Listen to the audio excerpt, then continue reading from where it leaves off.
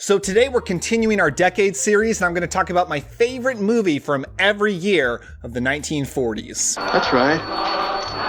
That's right.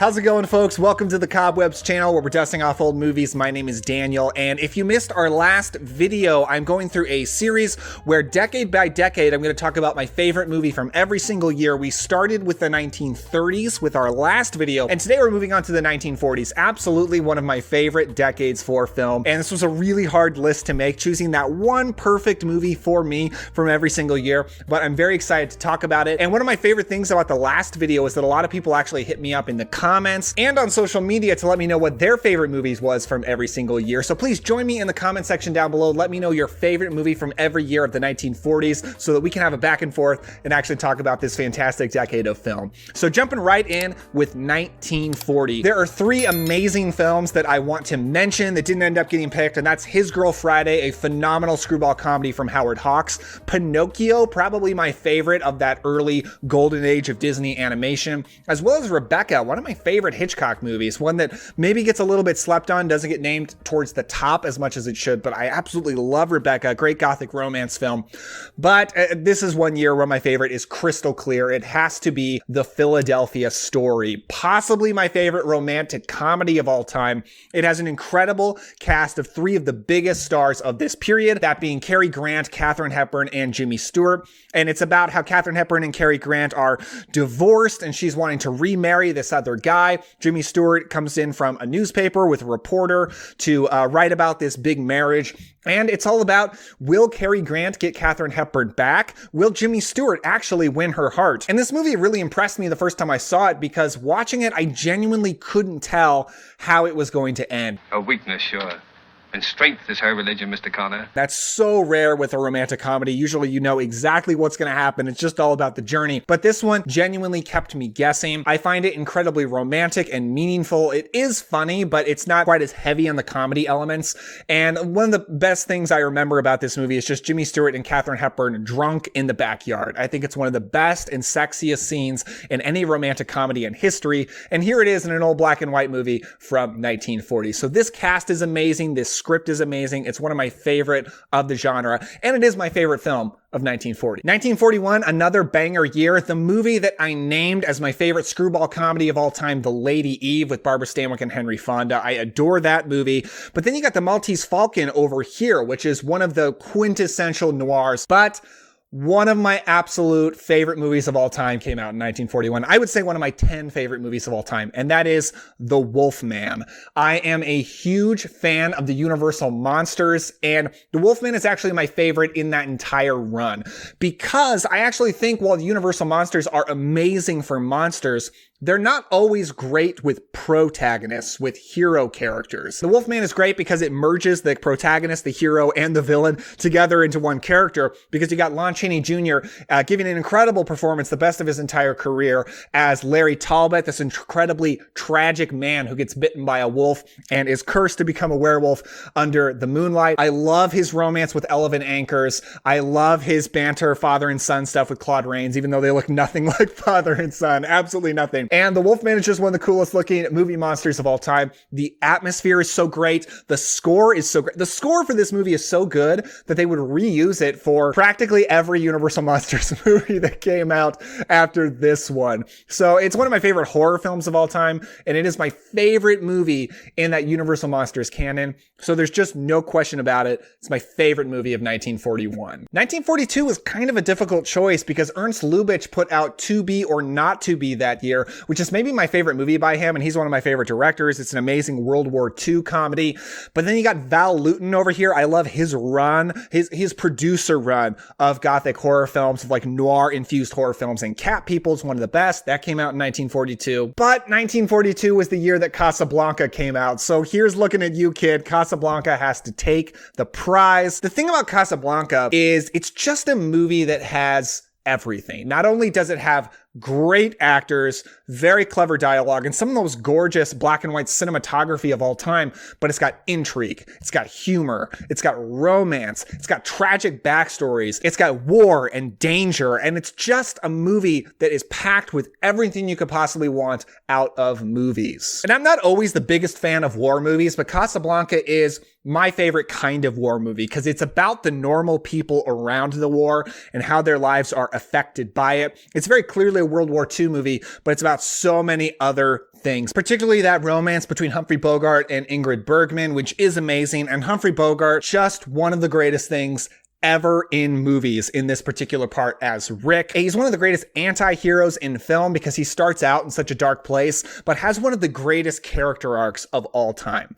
An arc so good that you genuinely don't know how it's going to go as you're watching the movie. And you're not sure if he is really an anti-hero, like he's your protagonist, but he's not a good guy, or if he really is a good person deep down. And you don't know throughout the movie, and his arc is just so beautiful to watch. Casablanca is a movie that didn't always hit me the way it does now. When I first watched it, I liked it, but I wasn't quite sure if it's really one of the greatest films of all time. But upon multiple rewatches, this movie keeps drawing me back to it. Yes, it's one of the greatest movies of all time, and it has to be the greatest movie of 1942. 1943 actually was a difficult choice because for me, there's no crystal clear frontrunner. There's just a lot of really good movies to choose from. For instance, you've got Shadow of a Doubt, which is Alfred Hitchcock's favorite of his movies, and I really love it. You got a couple of great horror films with I Walked with a Zombie, maybe my favorite Val Lewton film, and Son of Dracula, which is an incredibly underrated Universal Monsters film, sequel to Dracula, that I'm actually a huge fan of, despite the fact that Lon Chaney Jr. is a weird choice for the Count. But in the end, I'm actually going to go with Ernst Lubitsch, who I mentioned with that last year,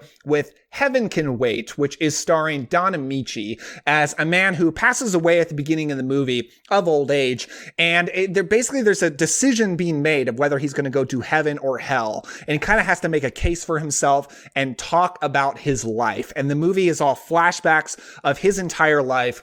And I just think it's a beautiful movie about really the beauty of life and the ups and downs of life and being young and then growing old and the trajectory of families. I think this movie has a lot to say about life and about family, but it's also such a visually gorgeous film, a period piece around the turn of the century in the 1900s. It's about his romance with Jean Tierney, his lifelong romance. Ernst Lubitsch, he's just one of my favorite directors. I think he made such meaningful and adult movies in a time of censorship, in the time of the Hays Code, and he was able to dig into so many fascinating adult themes. And I think Heaven Can Wait is another example of that. I keep using the word beautiful. It's a beautiful movie. If you haven't seen it, I highly recommend it. 1944 is almost a difficult choice because yes, there are great movies. I love Bogart and Bacall together in To Have and Have Not. One of the first ghost haunting movies to take ghosts seriously and show that yes, they're real within the universe of this film. It's not somebody playing jokes to get an inheritance like a lot of earlier versions were. It came out in 1944, which is The Uninvited, which I do really love. But come on, Billy Wilder made Double Indemnity in 1944, and how can you beat Double Indemnity? It's like the quintessential noir. It's not the first noir, but it seems to be the one that really kickstarted this as a big trend in Hollywood. It has everything you could want. It's got flashbacks. It's got incredibly hard-boiled narration from Fred McMurray. It's got one of the greatest, maybe the greatest femme fatale performance by Barbara Stanwyck, all about a seedy, illicit affair between two bad people that's leading to a plot of murder. And it's about, can we do the murder? How are we going to do it? Can we get away with it? And the guilt and the fear that comes from possibly getting caught by Edward G. Robinson, who's also phenomenal in this movie. Billy Wilder is, of course, one of my favorite directors of all time. And this isn't the kind of movie he normally made. I wouldn't say he's primarily a noir director, but when he took the genre on, he made one of the greatest of all time. Double Indemnity has to be my favorite movie of 1944. My husband. You were anxious to talk to him, weren't you? Yeah, I was, but I'm sort of getting over the idea, if you know what I mean. There's a speed limit in this state, Mr. Neff. 45 miles an hour. How fast was I going, officer? I'd say around 90. Suppose you get down off your motorcycle and give me a ticket. For the runners-up for 1945, I have to give a special shout-out to David Lean. He's the director that made Lawrence of Arabia, but in 1945, he put out two great movies, Brief Encounter and Blithe Spirit. Two great, one's definitely a romance movie, one's like a romantic, gothic, horror comedy, really weird movie that I absolutely love, very unpredictable. But I'm going to go with a movie that I just watched for the first time because I thought if I'm going to pick my favorite movie of 1945, I should probably watch Mildred Pierce. And I watched it, and Mildred Pierce is the best movie of 1945 that I have seen. The hype is real, folks. It actually is a masterpiece.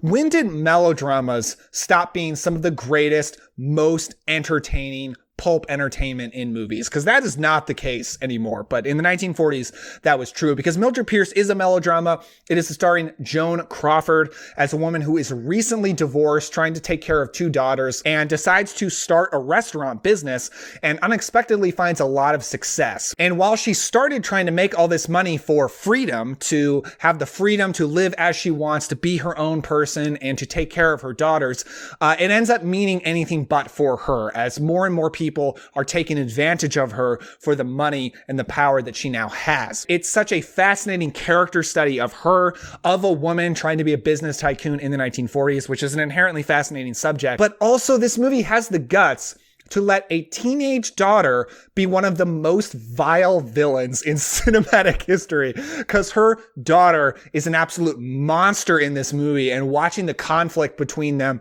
is utterly fascinating, especially when you consider some possibly real life things in Joan Crawford's life in terms of her being a mother becomes even more interesting. But all of that aside, it's just a great movie in and of itself. Mildred Pierce legit is a masterpiece. It's dark, it's kind of noir infused. It has amazing dialogue. I just wanted to write down all these lines and recite them for you guys, but I'm not going to do that because that doesn't make for a good video. Just watch Mildred Pierce if you're weird like me and hadn't seen it yet. Shockingly enough, 1946 was a tough choice, despite the fact that one of the most classic films of all time came out this year, because over here you've got Notorious from Alfred Hitchcock, which a lot of people consider their favorite of his movies. I don't personally, but a lot of people do because it's so dark and it's so adult and so fascinating, starring Cary Grant and again Ingrid Bergman. And then over here you got The Big Sleep, which is one of the most fun noir films ever made, despite the fact that it doesn't make a whole lot of sense. It's just endlessly entertaining. And then you got Clooney Brown, which is honestly one of my favorite Ernst Lubitsch films, but I'm only human. I'm going to go with that giant towering classic, and that is Frank Capra's It's a Wonderful Life, a movie that I have to watch every Christmas season, despite the fact that it's not as explicitly a Christmas movie as a lot of people think it is if they maybe haven't seen it or haven't seen it in a while. Most of it is just about this man, George Bailey, played by Jimmy Stewart, and his struggles through life and his desire for greatness, for ambition, and how he just can never attain it because he's stuck trying to save his hometown from an incredibly greedy and vile businessman. And it's about his beautiful, lifelong relationship with Donna Reed. It's about his struggle to protect the people of his town and to try to give them the best life they possibly can have, despite all the fighting from Mr. Potter. And by the end, when it does become a Christmas movie, it is so emotionally meaningful and powerful because the movie is not schmaltzy or sentimental the whole way through. The movie very much dives into the darkness of life. And because it's so honest, when it becomes sentimental, it is so earned. It is so emotionally moving. And I don't think I've ever watched it and not cried. To be totally honest with you, right here on camera, I think it's kind of impossible, at least for me. This movie is almost like my Bible of morality, and I'm not as good a person as George Bailey is by any stretch of the imagination, but I just think what it has to say about basic decency, about humanity and how we treat each other and how we should live our lives and what's really important, I think this is maybe the most meaningful movie for me on those topics. So I certainly don't live up to George Bailey's standards, but it's a standard that I try to keep in mind and I try to strive for more than maybe any other movie. Before I jump into the last 3 years of the 1940s, if you're enjoying this video, would appreciate a like. Just that quick thumbs up really does help out the channel. And if you're curious about my favorite movies of the 1950s, that's going to be coming in about a week. So make sure you hit the subscribe and the bell so that you will be notified when that video is posted. And once again, if you haven't yet, talk to me in the comments down below. Tell me what your favorite movie is from every year of the 1940s. With all that said, let's jump in to 1947.